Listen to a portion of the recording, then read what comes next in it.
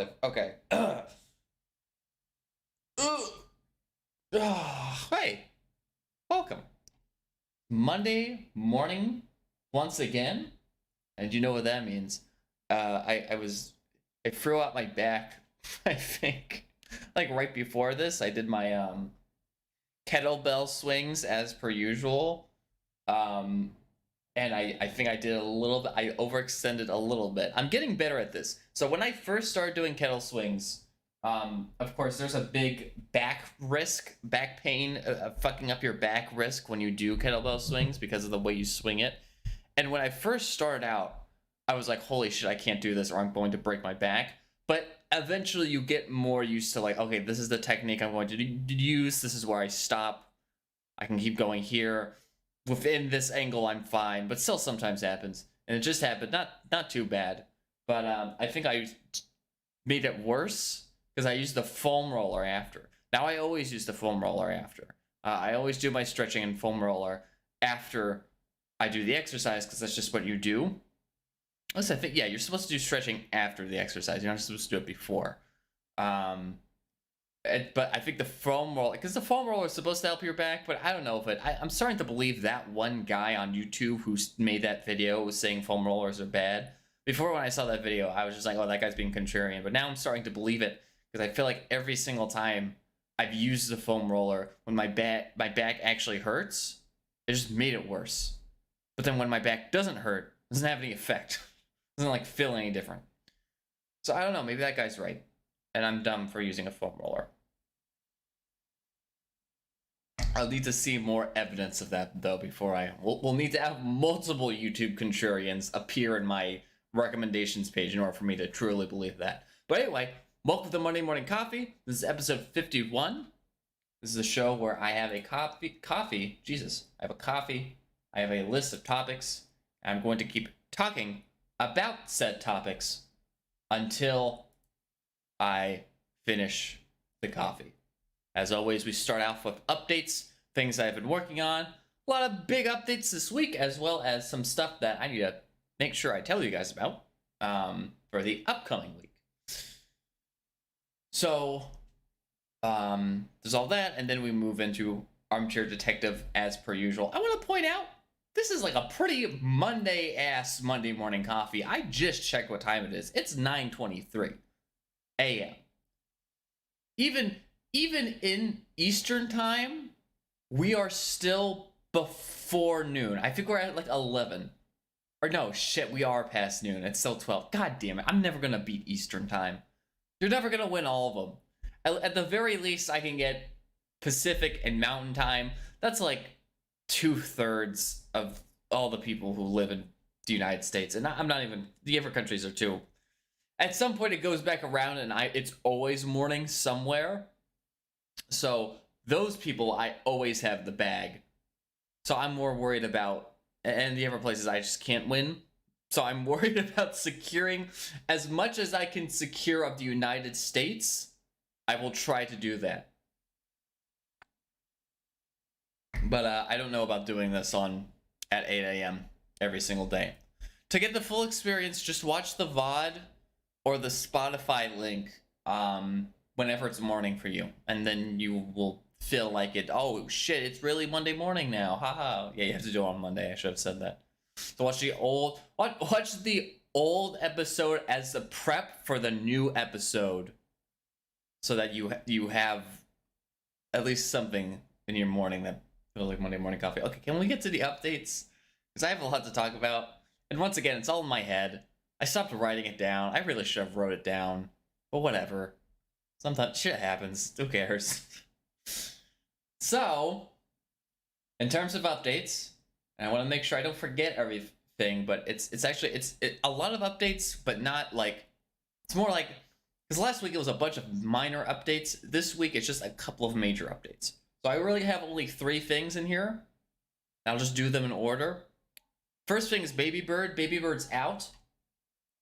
It's finally out. So that is a free short story in 3 acts that is available at astukery.com /baby-bird, or you can go to is it /projects? Or is it actually /books? Let me see what it is. It's also on that page. Slash books, but it links to the title is called Project, so that's a little confusing. I might have to change that. But Baby Bird's out. We're gonna be doing a marketing campaign for it now that's out. It came out on Sunday. All 3 acts available for free, not for three, like $3. No, it's just free. Yeah, and you can read it right now, and you could just go to it and read it. And we'll be doing a big marketing campaign for it this week. On the Instagram, on my Instagram, as well as doing some more stuff for Boys and Girls Part 1, because of course, as you guys know, the next thing after Baby Bird is writing Boys and Girls Part 2, and finally finishing that. Has caused me so much anxiety about, like, oh, what if I just die and it never finishes, which is weird. A weird fear to have.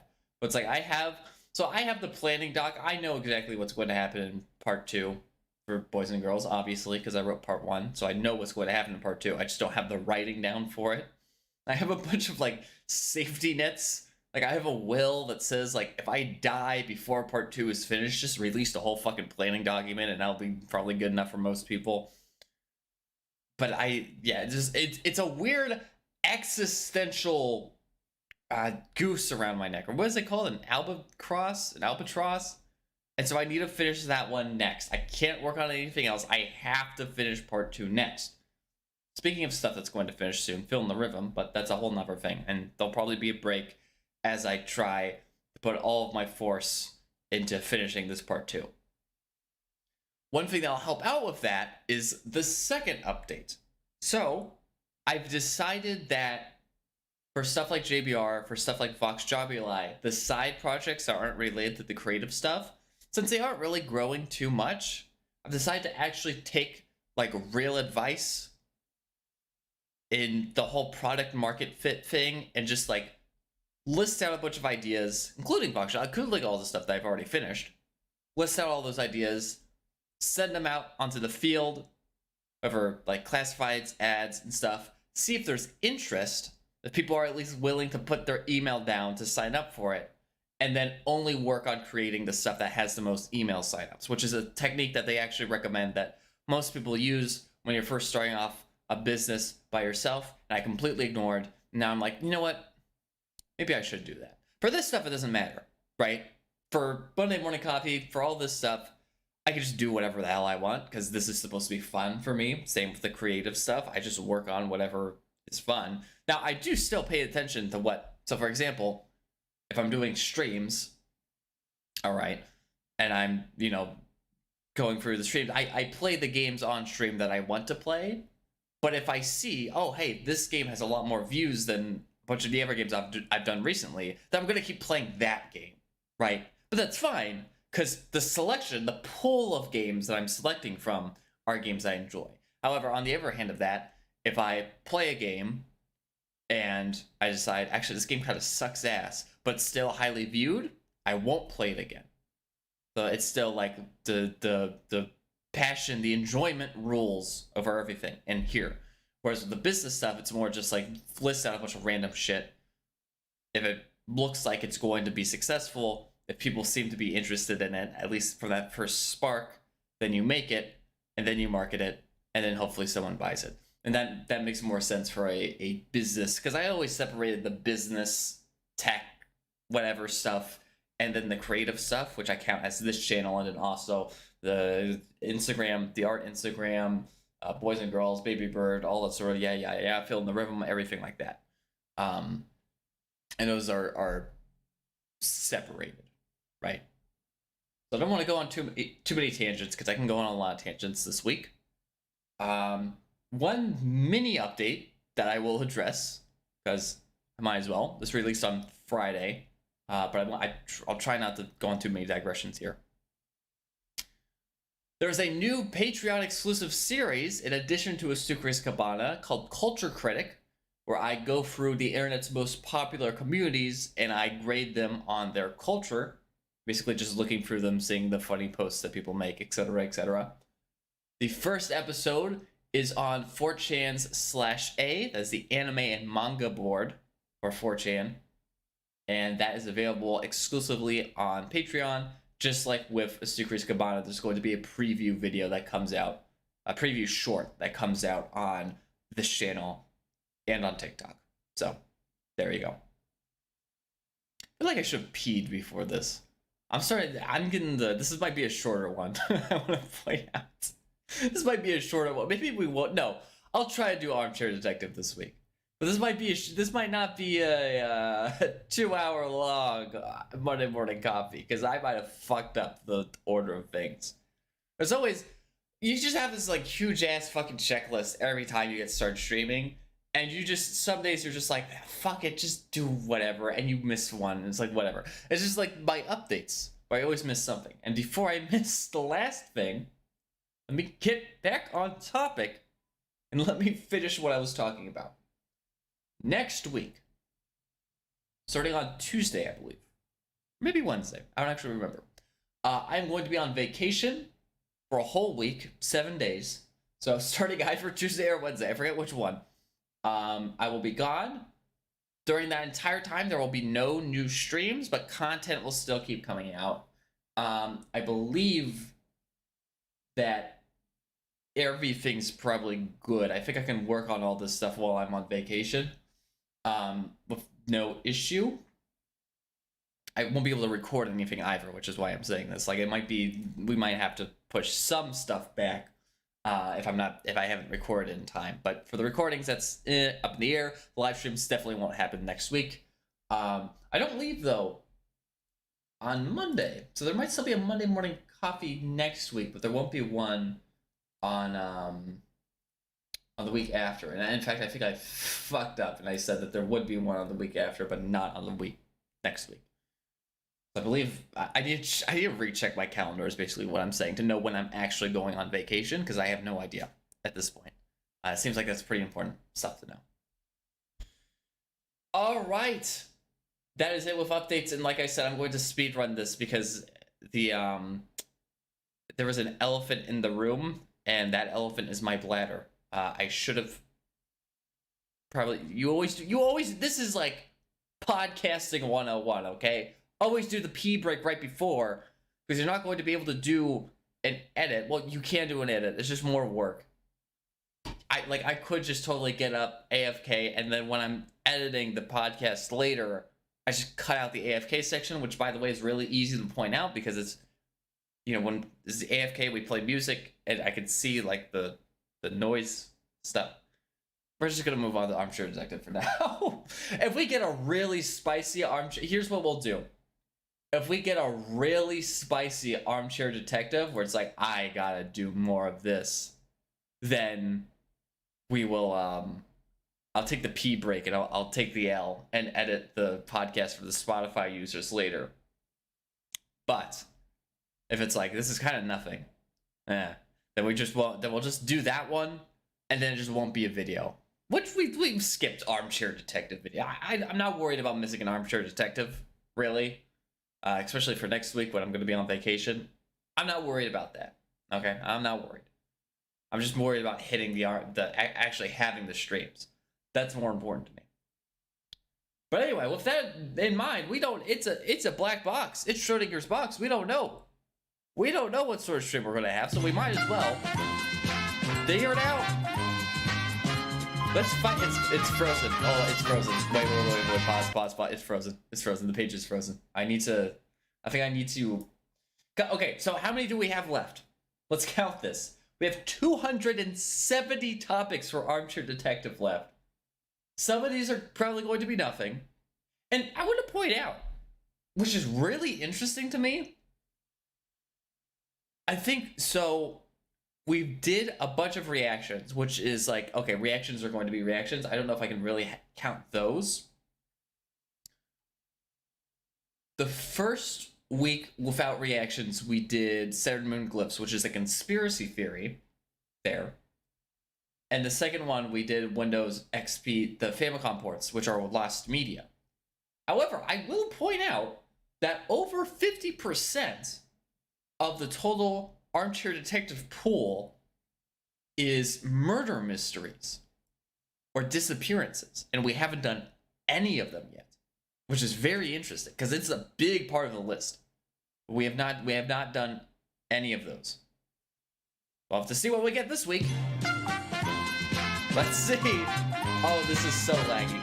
We need to get rid of. We need to do like a spring cleaning event or something and get rid of all the ones that are like nothing. Well, I guess that's, I mean, it's just what we would do normally, right? So we'd go through these and be like, okay, this one's nothing, this one's nothing. But we've been really lucky with the ones we've got so far. Okay, stop. Will it be a murder mystery this week? Let's find out what I land on. It is Operation Darkheart. Is that a Roblox reference? What the fuck is Operation Darkheart? I don't even know what that is. I don't remember writing that one down. What the fuck is this? Okay, well it's in the middle of the conspiracy ones, and I mean it is an operation of some kind, so it's definitely a conspiracy theory. Let's see what this comes up with. I have never heard of this, and I wrote it down. I don't know what it is. I have no idea what this is. Let's find out. Well, hey, that's what Armchair Detective's all for. Yeah, I'm definitely not finishing the coffee this week. Cause I need to pee. It's just like the Super Mario 64 one where we had to cut it short because I had to piss myself. Okay. Anyway. Oh, it's a book. It's a book. It's a book. I see. Oh, this one just has a Wikipedia article. Thank fucking God. This was produced by Macmillan, isn't? I said Mac Miller. Isn't that like a real? That's like a real publisher, right? Amazon.com, WikiWands, sure, why not? Time.com, Barnes & Noble. Just give me everything. Just give me everything. Give me all the front page. We'll find out about this. It's not a whole lot on this Wikipedia article, but there is a Wikipedia. It is the first one with its own dedicated Wikipedia article out of everything. Can you fit? Hold on. Can we get a cheer for that?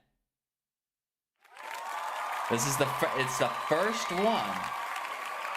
The first Armchair Detective topic that we've done that actually has its. Wait, can you actually see? Oh, you can see this. Interesting. So this is not the browser. Whoops. This is sorry, whatever you guys are named, the Spotify users. This is Secret Stream. Secret memes, I should say. Okay. Now it should work. I had to display. Yeah, there we go. I had to display capture, which is off. Okay. Operation Darkheart by Lieutenant Colonel Anthony Schaefer, who by the way also has his own article on Wikipedia. The subtext is spy. This is a kind of shit. This kind of looks like a Mars. I don't know. I feel like you could have done better on this cover. I'm sorry. And that guy with the weird, stupid looking. It looks like he has the Roswell glasses. You know, like the Roswell alien. Hold on. I'm sorry. I just gotta roast y'all real quick. Yeah, these. Yeah, these ones. Looks like he's wearing that. I wonder if that has something to do with this. Maybe it does. And the fact that this looks like Mars. We don't know. Is this gonna be an alien thing? It might be. Okay. Operation Darkheart, spycraft and special ops on the front lines of Afghanistan and the path to victory. The 2010 memoir by retired he's an Army Reserve intelligence officer called Lieutenant Colonel Anthony Schaefer, yada yada yada. The book details Schaefer's 5 months in Afghanistan in 2003, 7 years later, as a civilian Defense Intelligence Agency officer. This is the the DIA as opposed to the CIA. Interesting. Before redactions. Oh, here we go. Okay, before redactions. The book contained names of intelligence officers and described clandestine operations, including the NSA's voice surveillance system, which is, I guess, is just an open pack of worms now. We just kind of know about that one. Did we know about that in 2010, or is that later? When did the NSA whistleblower stuff leak? Was this guy like foreshadowing? Who knows? The United States Department of Defense went to extreme lengths in an attempt to censor information about the book after it had already been printed. Interesting. Yeah, I think I remember this one on the conspiracy chart now. That they literally started like burning the books, and everybody was like, "Are you sure you should be?" You know how bad of a look that is. Maybe you shouldn't be like buying these in bulk and burning them. That seems like a thing that usually like Americans we kind of like make fun of other countries for doing. Maybe you shouldn't do that. But listen, this is you have to understand. This is like the 2000s era. United States surveillance was on some wackadoodle shit, only second to 1960s U.S. intelligence, because that's the one they like assassinated MLK and shit. Probably JFK too. We don't know. But this one is more like, yeah, book burning, torturing people, putting like wiretaps on phones. Like it's not as bad as murdering MLK, but it's like still pretty bad. It's like they didn't like false flag invade Cuba and like blow up a nuke, but like it's still like, I don't know. They were burning books. It's like not as bad, but still like sort of bad, basically.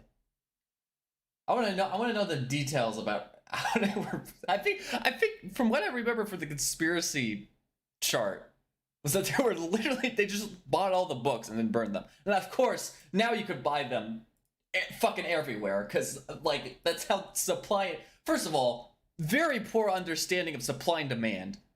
Because if you buy everything and then you tell everybody you're going to burn it, that makes people way more interested in what's in it. Like, of course they're going to buy books, and then everybody wants more, and then they're just going to print more copies. It's like that doesn't really work out very well. And it's not like this is like the People's Republic of China, where you just like assassinate the book publisher. Well, once again, late 2000s American intelligence, maybe they could have. Okay. U.S. Army Reserve reviewers suggested modest changes to the original manuscript in January 2010. And St. Martin's Press planned an August 31, 2010 release. But when the Defense Intelligence Agency read the manuscript, it shared it with the Central Intelligence Agency. Uh-oh, that's bad. The National Security Agency and the United States Special Operations Command in July. This is where you fucked up. Somebody fucked up along the line and told the DIA about this, and then they snitched. Okay? Everything would have been totally fine if this stayed within the U.S. Army Reserve and nobody snitched. But somebody snitched. That's what the problem was. Somebody snitched. And then you just, once that happens, you're in a whole crock of shit. All the drama starts getting around, the gossip. Oh, did you see that Operation Dark Heart book? That's like the NSA person to the National Security. These people fucking suck, man. I hate bureaucracy. I hate the Central Intelligence Committee. I hate the CIA. I hate the CIA. Okay, where are we in this? They identified around 250 pages that they claimed contained classified information. Interesting. How big is it? Wait, it's only 320 pages. What do you mean? Or is this like did they get rid of those pages? The first uncensored printing. Oh, interesting. So okay. So the first uncensored printing of 9,500 copies was purchased for $47,300 in early September and destroyed by the publisher at the request of the Pentagon. Yeah, that was the book burning thing. Bad luck. But did they pay them a fair price for that, or was that like pennies on the dollar? I think that actually might have done like actually just normal pricing. It was $5 per copy, but that's bulk pricing, right? That's what I really care about. Like if I'm the creator of this book, if I'm Anthony Shaffer, and the government's like, we need to burn your book because it has way too much bad shit about us in it. But I'll pay you like $10 per copy. I'll be like, oh, okay, yeah, sure, yeah, have all of them, and I'll just make another copy. But yeah, that's fine. And probably, honestly, how many copies of this would have been sold if the Pentagon didn't get involved? The Pentagon was their best marketer, really. Like you go into this shit. Go into this shit expecting to sell like maybe like 20 copies to like friends and family. Like how big of a deal was this before the release? Until the Pentagon got involved. A second censored printing was released in late September. However, because 60 to 70 unredacted advanced copies were distributed. Oh, you came too late, Pentagon. You came too late, Penty. It's all over. The contents of the censored passages are known. We knew it.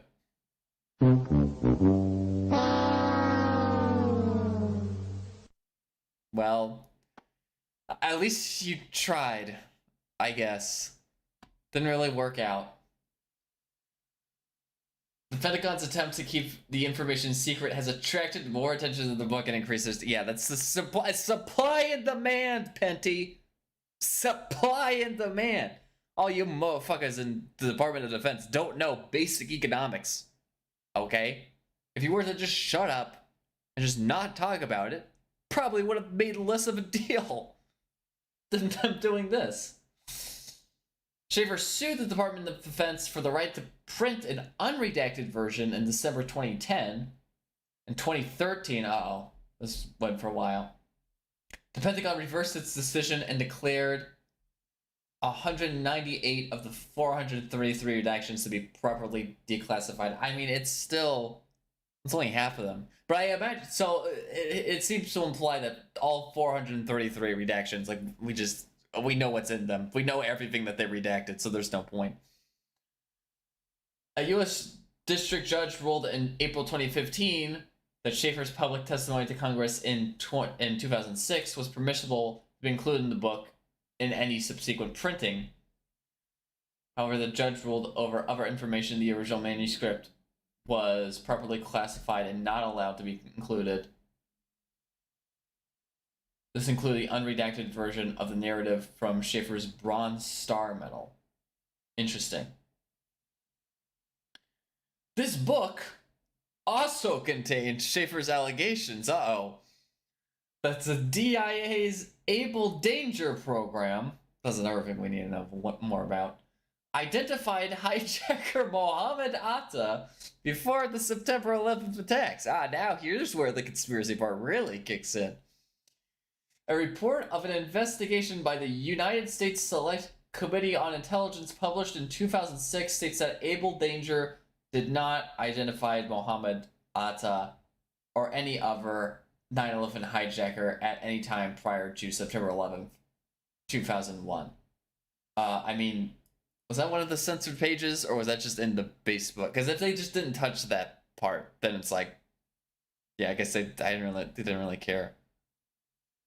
Oh wait, okay. Where was this censored, or was this Was this censored? Was this part of the book that was censored?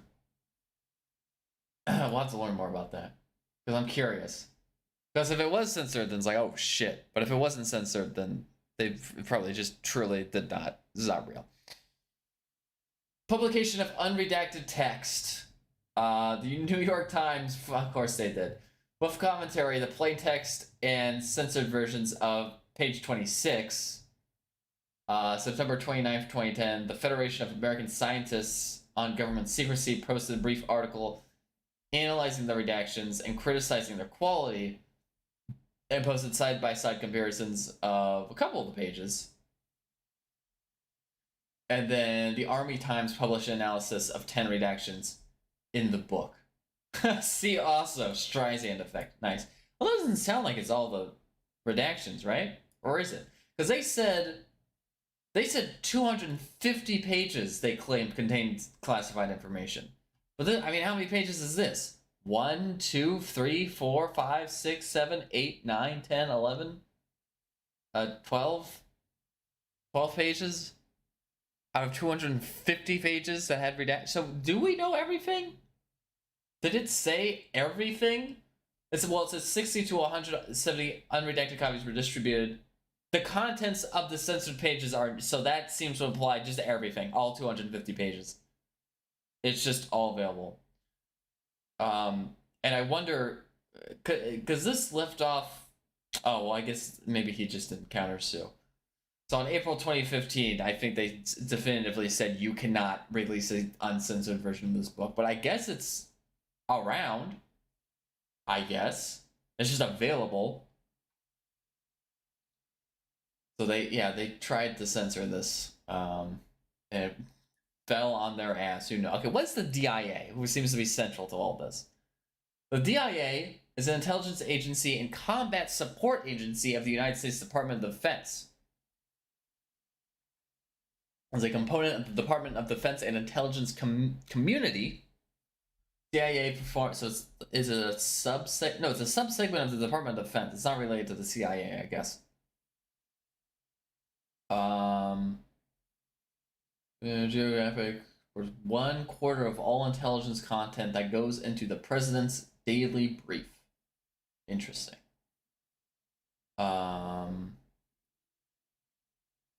Specializes in clandestine.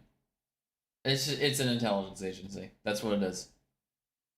It looks like it is just a intelligence agency. This looks like a fake person. This also looks like a fake person.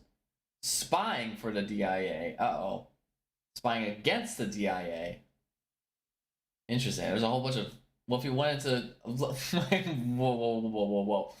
Alleged torture with drugs, gay porn, and loud music. That's just how we torture people in the Discord. Wow. Huh. And but when the government does it, it's bad. But when we do it in the Discord server, it's fine. The skinny puppy controversy. Using its music in torture. Interesting. So is this related to the German neo-Nazi murders? Whoa. Interesting. Well, now we're going down a whole can of worms with this, though. Also lives in the lives of intelligence work and whose deaths are not classified. You can go down the spy shit, I feel like. The spy shit's kind of crazy. What's the Able Danger stuff? Able Danger was a classified military planning effort led by SOCOM, classic PlayStation 2 franchise, and the DIA was created as a result of the directives of yada yada yada. Able Danger had identified 2 of 3 Al Qaeda cells active in the September 11 attacks, so we're not sure about this. Did not identify the September 9/11 stuff. Then what else did they do? What was the point of this? What was it? The program used data mining techniques to associate open source information with classified information and attempt to make connections among individuals of terrorist groups. So basically, they found their MySpace pages. That's what that sounds like. The objective of this particular project was to, so they found their MySpace pages. That's what that sounds like. Interesting. Okay, Pentagon aims to buy up book. This is from the Washington Post on September 2010. So they announced that they were they announced also to everyone that they were buying up these copies to destroy them, apparently. Because the adventures then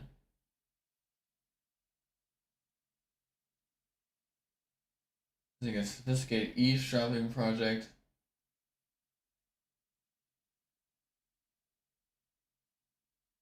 The DIA objected to the use of the names of American intelligence officers. I mean, fair. Very concerned with. Uh-oh. All of whom had major objections to things in the book. The officials said that the defense... So yeah, they're telling everybody that they're buying up these books to burn them. The officials said... The Department of Defense officials said... Yes, we are going on a book burning spree. Really good PR, guys. Great job. It will allow a subsequent version to go forward as long as it complies with U.S. government requests.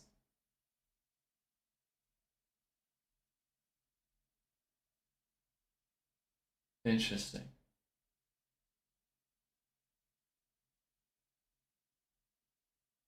But however, several dozen review copies of the first edition has already been circulated to media outlets, including the Washington Post.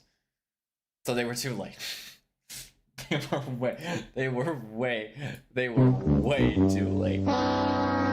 They were way too late on this. Oh god. How much does it sell for now? Oh, $12. So it's a half price to buy the whole first suite. I mean, yeah, that's bulk pricing. They might have gotten a good deal on that.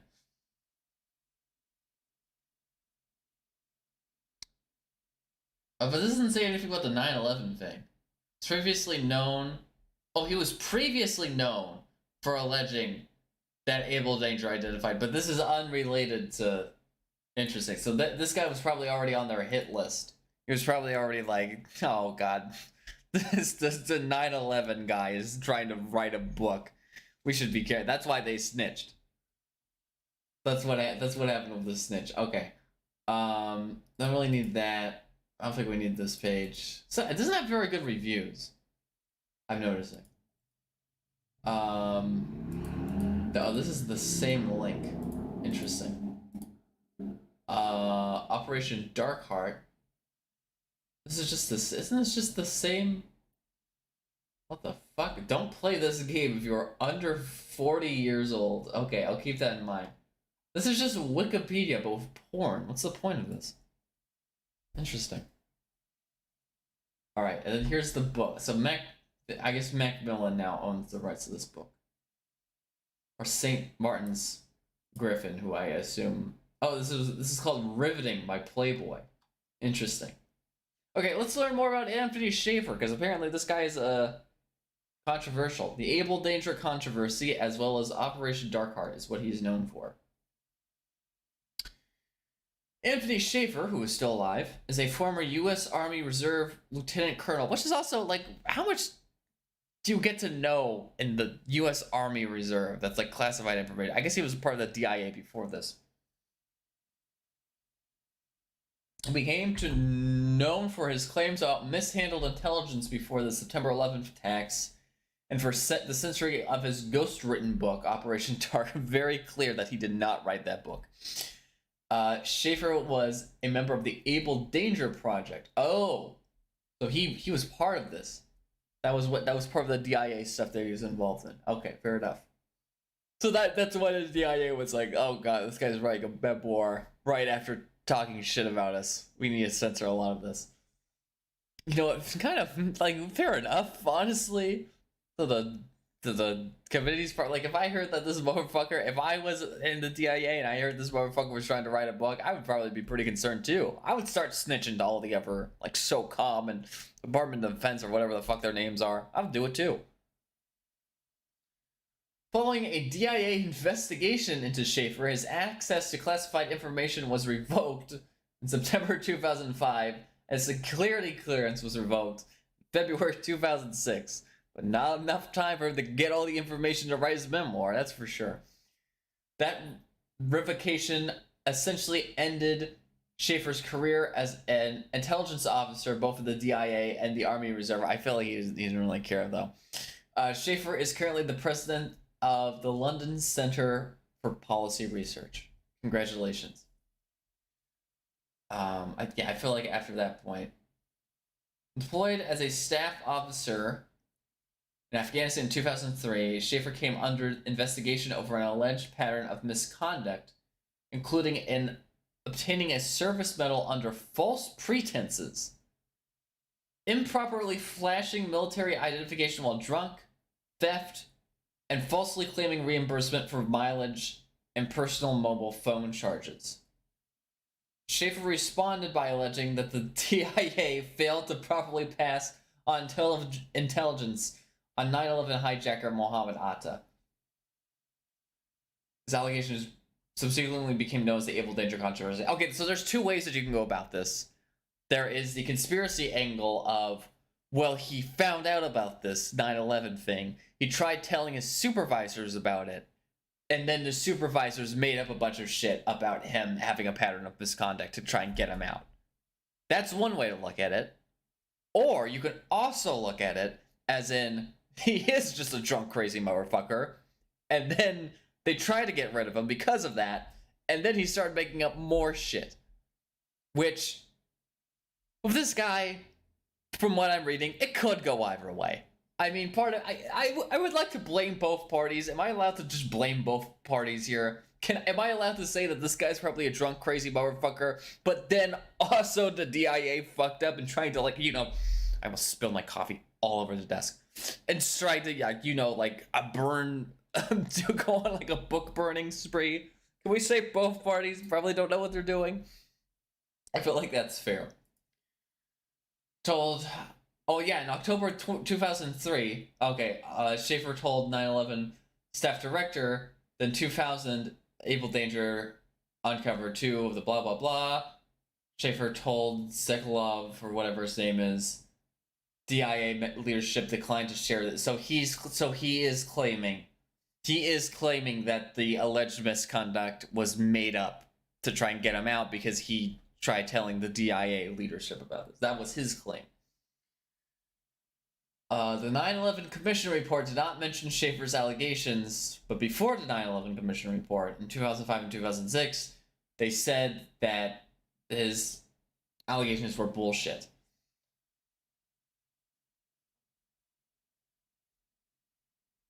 For that, Weldon was no longer sure. Wait, who's Weldon? Oh, Chris. Okay. No longer sure that Ada's name was on the chart created by Able Danger that he handed to then blah blah blah after the 9/11 attacks. 60-month investigation concluded that Able Danger did not identify any of the 9/11 hijackers. While Schaefer was stripped of his security clearance and placed on indefinite unpaid suspension, concluded that DIA officials did not reprise against LTC Schaefer in either his civilian or military capacity for making disclosures regarding Able Danger. Well, that doesn't really say that much.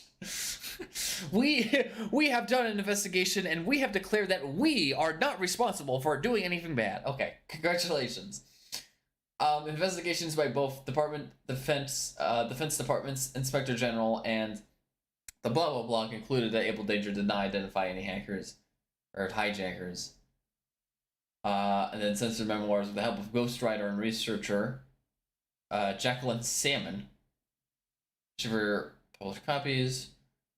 The Defense Department bought the copies. Okay. And now he is appointed as a senior fellow to the London Center of Policy Research. He co-wrote a novel with William Keefe, The Last Line. It's a fiction novel, I guess. And he was a member of Donald Trump's 2020 campaign advisory board. So this guy could be great. So I'm sticking with my guns. And I'm declaring, here's what I think happened. Here's the armchair. Let's put our armchair detective hats on, like we always, whatever. I already made that joke. I think the misconduct stuff probably is real to an extent. I think he probably does do a bunch of... He probably is kind of, like, dumb, right? I think the guy's probably... He's not malicious, but he's just dumb. And then he brought up the 9/11 stuff. I would wager he might have brought it up. He might have...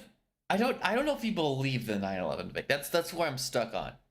I don't know if he made it up, because I don't think he's malicious. But I think maybe he had some sense that, like, oh, maybe the 9/11 people were on there, but none of us really checked. Like, maybe it was less that, oh, this guy for sure was on here and we didn't do anything about it. It could be more like just, like, we didn't handle this correctly, and you could have been on there, who knows? But you guys didn't check, because you guys didn't pay attention to this. But I think I might have put him on there. I think I might have put his name on there, and you guys didn't read it, so... fuck you guys. So it's kind of retaliatory.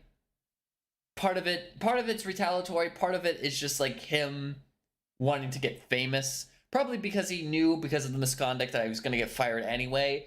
And so he went in and out. And so he was like, oh, well, if I make up this stuff about 9/11, or if I start talking a lot about this stuff about 9/11, then I'll be seen as like some sort of martyr, which he was. So it worked out. Congratulations. And then the government fucked up probably on the memoir part, where it was like, yeah, maybe you shouldn't have just burned his book. If he's a crazy dude, then don't censor the book. Just like let the book happen, and then everybody will know, already knows that he's crazy, and then they won't read the book. Unless he already had a lot of conspiracy theory friends when the Able Dangerous stuff came around, in which case maybe it was smart to censor the book, although burning it, I don't know about burning it, but you know, it's your country. It's your Department of Defense. It's not mine. I'm not an astrophysicist. I'm not a game programmer, and Lord knows I'm not a member of the National Department of Defense intelligence community. Okay? Armchair detective, very important. But I think I'm gonna keep it shorter here. There's another banned book. Interesting. I'm gonna keep it short here. We're gonna end it here. Like I said, it's going to be a shorter version of Monday Morning Coffee.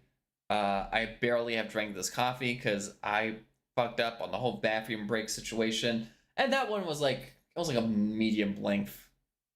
Like, oh, cool. Operation Dark Art. Well, now we know what it is. I think I could probably make a video out of that. It wouldn't be very long, but we can make a video on it. Another one for the conspiracy booklet. That has been Armchair Detective. And thanks for watching Armchair Detective. And thanks for watching Monday Morning Coffee, because after that cut for when the video ends, because I think we'll be able to make a video out of that. It wasn't very long, but I feel like we covered most stuff. Probably be as long as the Super Mario 64 one, which I think was only like 4 or 5 minutes. That's gonna cut it for Monday Morning Coffee. I will see you guys later this week to do streams, but I will not be here next week, like I said, because I'll be on vacation. I believe we'll still do a Monday Morning Coffee next week, but anyway, that's how it'll be. I almost burped into the mic, and I will see you guys